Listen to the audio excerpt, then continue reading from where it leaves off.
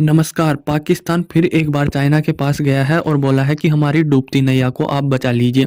तो चाइना तो बार-बार पाकिस्तान को बचा ही लेता है कि डूबने ही वाला होता है, उसकी इकोनॉमी क्रैश करने वाली होती है और चाइना उसे लोन दे देता है। तो इस बार फिर से पाकिस्तान ने अर्ज़ी डाली है चाइना को कि हमें 2 अरब यानी 2 बिलियन का लोन दे दीजिए। हमारी इकोनॉमी बिल्कुल क्रैश करने वाली है, तो आप हमें 2 बिलियन का लोन दे दीजिए। यह मतलब पाकिस्तान के मंत्रालय ने वहाँ की चाइना के प्रधानमंत्री को लेटर लिखा है कि हमें 2 अरब का लोन दे दीजिए। अब देखो चाइना तो बिल्कुल इसको लोन देगा, पर जो चाइना भी अभी इकोनॉमी क्रैश कर रही है, उसकी भी डाउन हालत चल रही है। तो वो है ना, मुश्किल ही दे पाएगा पाकिस्तान को लोन, क्योंकि लगातार चाइना के शेयर गिर रहे हैं और अभी ये न्यूज़ हो रही है कि अब चाइना के जो गिरता हुआ शेयर मार्केट है उसको उठाने के लिए चाइना एक भारी मात्रा में इन्वेस्ट करेगा उन्हीं के शेयर मार्केट में, ताकि उनकी जो भी वैल्यू गिर रही है शेयर मार्केट की तो उनको कवर किया जाए। उसी के बीच में पाकिस्तान चला जाता है चाइना के पास कि हम बिल्कुल डूबने वाले हैं और हमें आप लोन दे दीजिए। तो 2 अरब लोन, 2 बिलियन डॉलर का मतलब केस बिल्कुल ख़त्म हो गया पाकिस्तान के भी मतलब देश में। उन्हें देश चलाने के लिए उनके पास बिल्कुल कैश पैसा नहीं है, तो वह अब चाइना के पास ही जाएगा और तो उन्हें विश्व में कोई लोन दे नहीं सकता। ओनली एक चाइना बचा है और चाइना की भी हालत अभी ख़राब है, तो वह मुश्किल ही दे पाएगा इसको लोन। पर अब देखते हैं क्या। देखो पाकिस्तान के ऊपर दुनिया भर का लोन बकाया है और बाकी है, मतलब जिससे भी करता है ना भाई, इससे पैसे मिल सकते, उससे पैसा लिया था है और देने का नाम नहीं है। तो एक रिपोर्ट आई थी पाकिस्तान के ऊपर 125 अरब डॉलर रुपए का लोन है। अब देखो इसकी इकोनॉमी ज़्यादा है नहीं, जीडीपी भी ज़्यादा नहीं है, उससे ज़्यादा ये लोन ले चुका है। 125 बिलियन डॉलर का लोन। इसमें से चाइना का 1/3 तो चाइना का ही है। मतलब 125 में तीसरा हिस्सा लोन देने में चाइना है। चाइना इसे हर बार बचा लेता है, नहीं कब का ये ब्लैक लिस्टेड हो जाता और इसको कोई लोन नहीं देता। एक बार ब्लैक लिस्टेड हो जाता है ना कोई भी देश, तो उसे कोई भी लोन नहीं देता है, तो इसको बार-बार बचाने में हाथ चाइना का है। और चाइना जितना भी इन्वेस्टमेंट करता है तो रिटर्न कुछ नहीं ले जाता है, मतलब कुछ भी कर देता है। इन्वेस्टमेंट चाइना करता है तो उसको कुछ तो निकाल के ले जाएँ, तो चाइना वो भी नहीं ले जाता। चाइना की मतलब जितना भी लोन दे रहा है वो घुसता ही जा रहा है, पता नहीं कहाँ लगा रहे हैं, क्या कर रहे हैं। आतंकवादियों को फंडिंग कर रहे हैं, देश को चला रहे हैं, क्या कर रहे हैं पता नहीं। पर या दोबारा लोन देके मतलब एग्रीमेंट साइन करवा के दोबारा चाइना ले जाता है, पता ही नहीं चल रहा इनका पैसा कहाँ जा रहा है। और अब मतलब पाकिस्तान की हालत इतनी खराब हो गई कि अब ये यदि चाइना नहीं दिया तो यह मतलब कि इकोनॉमी क्रैश कर जाएगी, और यदि अभी बचा लिया तो बाद में करेगी। तो यह जो लिखा था मतलब पाकिस्तान के मंत्रालय ने, भाई हमें लोन दे दीजिए, ये चाइना के प्रधानमंत्री को लेटर लिखा था। अब देखो वो प्रधानमंत्री इसे मंजूरी देता है, नहीं देता, लोन देता है, नहीं देता। इससे पहले भी इस महीने में चाइना ने 4 अरब डॉलर का लोन दिया था,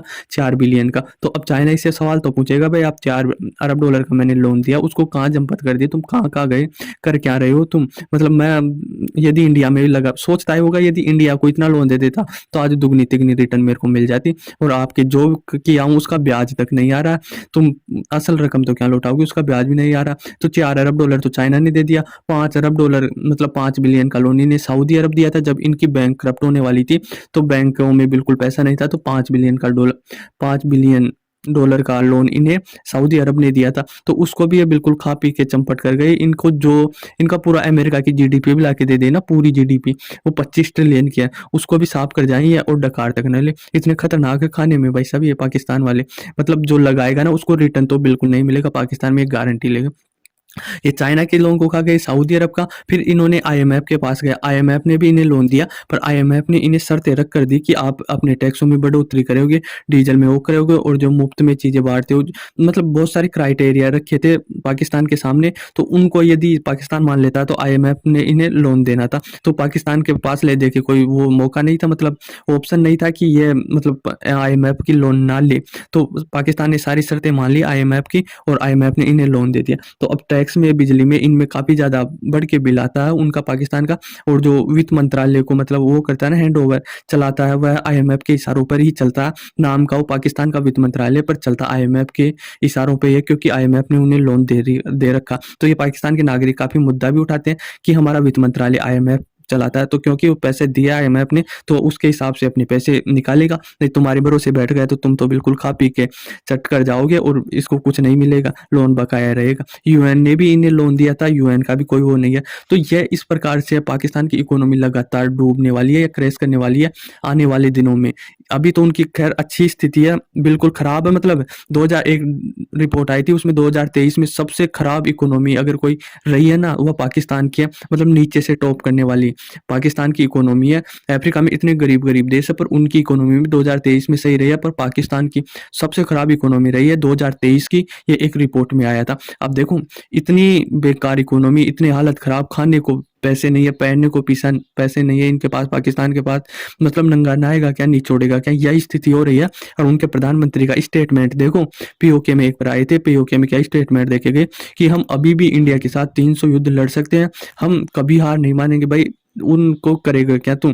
मतलब जो पैसे आएंगे युद्ध में, क्या किससे होगा? पैसे से युद्ध लड़ा जाता है और पैसे पानी की तरह बहते हैं युद्ध में। तो मतलब तू अपने नागरिकों को बिल्कुल वही लगाएगा, ठिकाने लगाएगा क्या? और नागरिक भी मतलब पाकिस्तान जैसे इनके प्रधानमंत्री हैं, पॉलिटिशियन, वैसे ही नागरिक है। मैंने कभी कभी इनका इंटरव्यू सुना है तो ये कहेंगे हम भूखे रह जाएंगे, हम नंगे रह जाएंगे, पर हम युद्ध लड़ेंगे। अब देखो युद्ध लड़ने के लिए पैसा होना चाहिए। यदि पाकिस्तान ऐसे उतरा युद्ध में तो ये 2 मिनट में वो हो जाएगा साइड में, और इन पर कोई भी भारतीय नहीं, कोई भी, मतलब ईरान भी अभी अटैक कर दिया ना, तो ईरान भी इस पर कब्जा कर सकता है। इवन बांग्लादेश इनसे अलग हुआ है, यदि वो भी हमला कर दिया तो इनको 2 मिनट में साइड में कर देगा। इनके पास बस एक ये परमाणु हथियार है, तो मेरे को लगता है इनको चलाना आना बंद कर दिया ये। मतलब रख रखाव के लिए बहुत पैसा खर्च होता है परमाणु हथियार के लिए, जो इनकी इकोनॉमी हथियार में लगातार इन्वेस्टमेंट करती है और लोगों के ख्याल नहीं रखती है। मतलब उनकी बेसिक जरूरतें पूरी नहीं होती है इनकी इकोनॉमी में से, और उनमें से भी आधे से ज्यादा इकोनॉमी ये हथियारों पर खर्च कर देता है। तो यही है कि पाकिस्तान की हालत बहुत खराब हो रही है। अभी ईरान से उलझ गया था पाकिस्तान, तो ईरान ने मिसाइल से अटैक किया पाकिस्तान के ऊपर, फिर पाकिस्तान ने भी अपनी जनता को दिखाने के लिए ईरान पर अटैक कर दिया था। तो ये मतलब दोनों अटैक किए, फिर दोनों ठंडे पड़ गए, मतलब जैसे का तैसा हो गया। ईरान ने अटैक किया, फिर पाकिस्तान ने, फिर दोनों बंद हो गए। फिर अभी एक न्यूज आई है कि पाकिस्तान में ईरान के बंदूकधारी थे, कुछ ईरान से आए हुए थे, वह पाकिस्तान के 9 लोगों को मार दिया गया है। अभी ईरान का कोई स्टेटमेंट नहीं आया, उन्होंने यही बोल रहा है कि यह मतलब कोई अनजान लोग थे, हमारे लोग नहीं थे। तो ईरान तो साफ साफ मना कर दिया, पर जो ईरान के ही लोग थे वह पाकिस्तान में आए और पाकिस्तान के 9 नागरिकों को मार गया। तो अब पता नहीं पाकिस्तान क्या है, वो एक्शन लेगा नहीं लेगा, शांत रहेगा, ये रहेगा। अब पाकिस्तान का यह कहना है कि जो ये 9 लोग मारे गए ये मजदूर है। अब देखो ये विश्वास कभी मत करना कि सरकार क्या बोल रही है, ये मजदूर है, आतंकवाद है। मेरे को नहीं लगता ये मजदूर है। मजदूर है तो वहाँ क्या करने जाएंगे? और मजदूर मतलब जो इंटरनेशनल दबाव बनाने के लिए ऐसा बोल सकता, हो सकता मजदूर भी हो, पर मैं पाकिस्तान की बात नहीं मानूंगा इस बात में। भाई मजदूर ही होंगे ये मेरे मतलब 90% तो ये आतंकवादी होंगे, और ये आतंकवादी है इसीलिए ईरान इन पर अटैक किया। अब ईरान अभी तक मना कर रहा है कि हमारे कोई लोग नहीं थे। और अभी देखो क्या स्टेटमेंट आई है ईरान की तरफ से, ईरान के विदेश मंत्रालय से ये आई है कि ये दोनों लड़ी लिए। अभी मिसाइलें ईरान ने दागी, फिर पाकिस्तान ने दागी थी, तो दोनों लड़ रहे हैं। अब क्या बोल रहे हैं कि हम दोनों को लड़वाने के लिए विदेशी ताकतें आ रही है और हमारे दोनों को भाईचारा खत्म हो रहा। अब देखो ये हंसी आती है इनके ऊपर। अभी इनके सरकारों ने मिसाइलें दागी है, ये कोई आतंकवाद की घटना नहीं थी। ईरान की सरकार ने दागी, फिर पाकिस्तान की आर्मी ने दागी। तो इनके बीच में तो कोई वो नहीं थी ना विदेशी ताकत, ये तो समझना चाहिए था ना। और अभी ये 9 लोग मारे गए, इसमें ये कहना है कि हमारे दोनों को भाईचारा खत्म कर रहे हैं और हमें उकसा रहे हैं ताकि हम दोनों लड़ सके। भाई कोई नहीं उकसा रहा, तुम्हारा कर्मकांड ऐसे ही है। तुम आतंकवादी पालते हो और वह किसी के काम नहीं आते हैं, तो बाद में फिर आपके ही काम आ जाते हैं। वो कहावत है ना, जो बोएगा वही काटेगा। तो आप आतंकवादी पालोगे तो आपके ही काम आएगा। तो पाकिस्तान को चाइना लोन देगा नहीं देगा, या उसकी इकोनॉमी क्रैश कर जाएगी। यदि कोई वीडियो आता है, अपडेट आता है, तो मैं ज़रूर बनाऊंगा आपके साथ लिए एक वीडियो। और आई होप आपको समझ में आया होगा। धन्यवाद।